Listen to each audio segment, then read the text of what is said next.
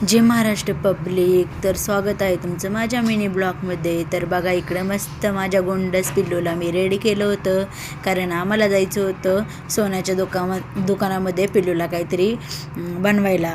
तर इकडं मस्त पिल्लूला वगैरे आवरलं होतं मी. आणि काल रोज डे होता, त्यामुळे मग माझ्याकडून सगळ्या इंस्टा फॅमिलीला आणि यूट्यूब फॅमिलीला हॅप्पी रोज डे.